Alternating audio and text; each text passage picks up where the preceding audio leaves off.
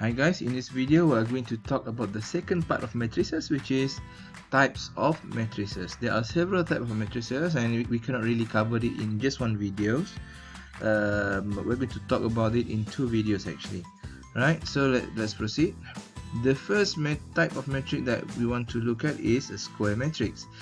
As I said before, a matrix is called a square matrix when it have the same columns and rows. So if you have two columns with two rows, it is a square matrix.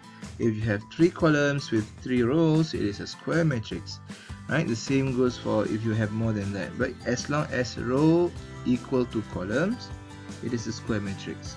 Now, let's look at the next one. The matrix is called a diagonal matrix. Right? Now, it is called a diagonal matrix when the diagonal element, or the element in the diagonal area is actually have a value other than 0, like this one. You have 2, 4 and 2. Okay, but however, you need to make sure that the value that is in a non-diagonal area is equal to 0. Right, so we have here -5 and 9 and 1, which is not 0, so this is not diagonal, even though they are having a value other than 0 at the diagonal elements. Right? Okay, before we proceed further, a diagonal matrices first and foremost should be in square matrix, which means it should be 3 by 3 or 4 by 4. It should be in square matrix to have a good diagonal line. Right? So let's look for this one. Alright, it has in the diagonal, first it is actually squared matrix. Okay, check. Now for the diagonal element, it is 2, 3 and you have 0 here, indicate that this is not a diagonal matrices. Even though you can see that for the off diagonal elements it is 0. Okay, so next, okay, here determine the matrices of A and B are diagonal or not. First, let's check whether it is a square matrix. Yes, both of them are square matrix, 3 by 3 to be exact. And as for the diagonal elements, all of them is have a value other than 0. The same goes for this one. The value is not equal to 0. Check. As for the off diagonal elements, it is all zeros. Right? So both of them are diagonal matrix. Okay, and so next let's look at definition 2.5. It talks about a scalar matrix. Okay, scalar matrix. What is a scalar matrix? Okay, all of this type actually has a continuity. So for a matrix to be called a scalar matrix, first it should be in a square matrix. Right, for this case it is 3 by 3, 2 by 2 and 3 by 3. Secondly, it should be in a diagonal matrix form, which is they should have a value other than 0 in the diagonal element. Check. And the value of 0 at the off diagonal element, non-diagonal element 0. Check.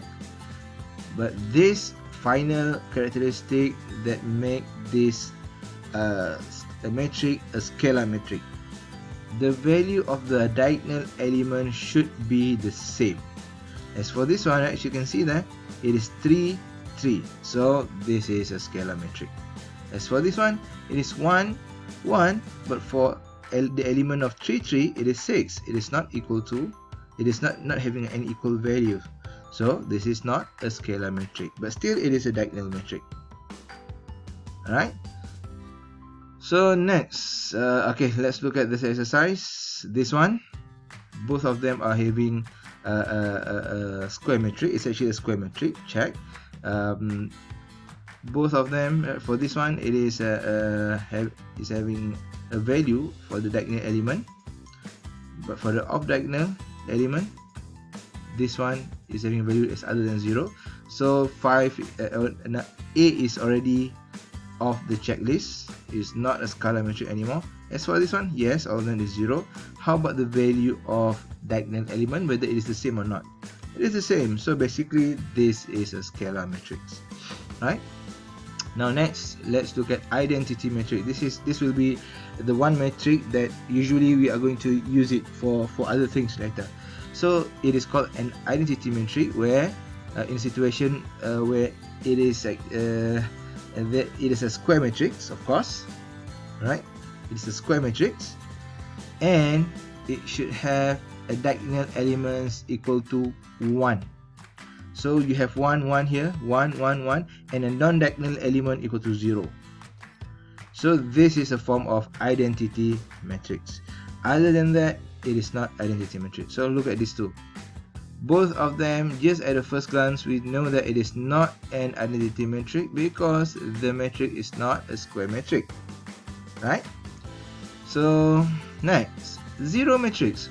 For zero matrix, it doesn't really need to be in a square metric form, okay, as long as all of the elements equal to 0. So for this one, this is an example of zero matrix, and this too is also a good example of zero matrix, right? Because all of the elements is equal to 0. Next, we have a negative matrix. For a negative matrix, is denoted by negative A.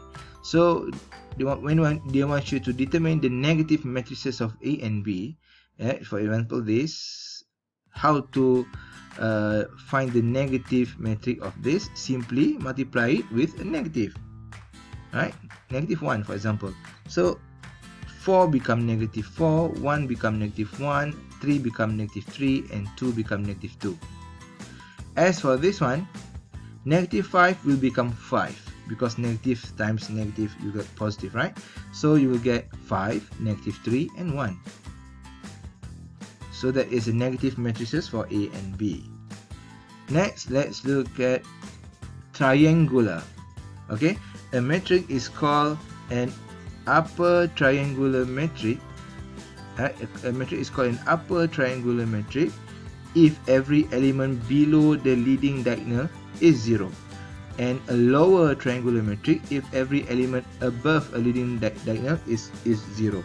So to make it simple, just look at this example. This is called an upper triangular. If you look at a triangle kind of shape for the elements that contain value other than 0, this is upper triangular. As for this one, an element that contain a value other than 0 is at the lower part, or after the diagonal elements. So this is a lower triangular. Now next, let's talk about a transpose of a matrix, or denoted as A capital T, A to the power of capital T. What does it mean by transposition? It is actually the changing of row and columns, right? So if you look at this example, okay, for this one, the transpose of A is equal to this. If you look at it closely, the row of A become the column of A. So for A, it is 1, negative 1, 4 at the first row. Now it changed to the first column, 1, negative 1, 4. 4, 1, 3 for the second row. Now it becomes the second column, 4, negative 1, 3. 2, 0, negative 2 for the last row. Now it becomes 2, 0, negative 2 for the last column. It is actually just transpose it like that. So that's how you find the transpose. Now when you transpose, obviously the order will also change. If it is not in a square metric, the order will change. For example, this one is a matrix 3, 1. It will become 1, 3. So because 1, negative 3, 5, when you transpose it, the column here will become a row. So 1, negative 3, 5. So instead of 3, 1, now it becomes 1, 3. As for this one, because it is a square metric, 2, 2 still remain 2, 2. Right? 2 times 2 still remain 2 times 2. So it is just that the change happened in the value. So 1, 3 for the first row become 1, 3 for the first column. 2, 5 for the first row become 2, 5 for the second column. Okay, now let's look a bit on the properties of transposition. Now, as I said previously in chapter 1, this is not as important, but it is actually good if you be familiar with this, it can give you an upper hand in solving equation later. So A transpose bracket transpose is equal to A. In other words, if you transpose a metric 2 times, it will give you its original form. Okay, back. So yeah, of course, when you have changed row to column the first time and you transpose it again, that column will become a row again. So it will be the same. You will get the same metric again. So if you look at this, okay,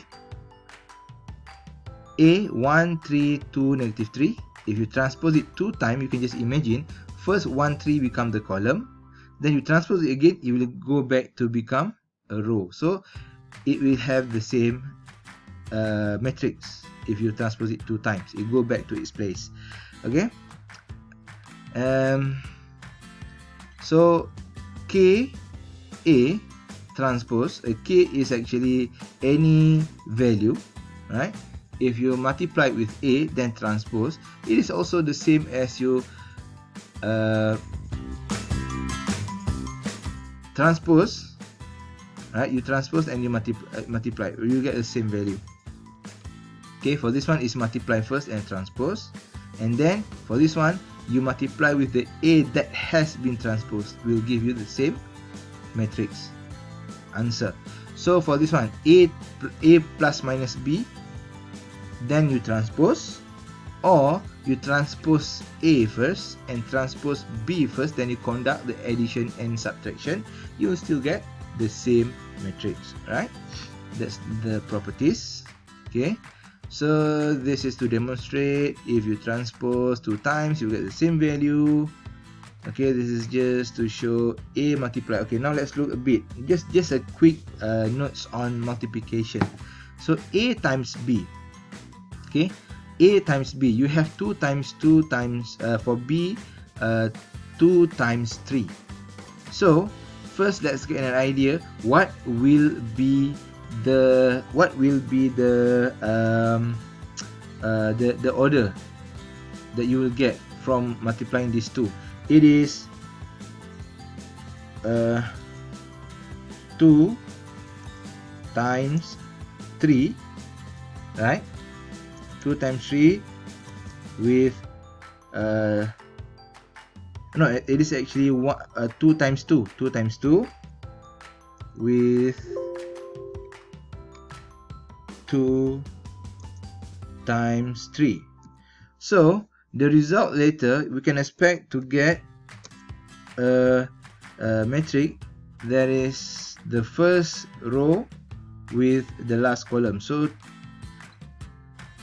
it is 2 3. You will get later at the end, you will get 2 times 3 as your result. 2 times 3. Okay, so and we are going to talk more about multiplication later because there are other things that you need to know, right? So that is for this one.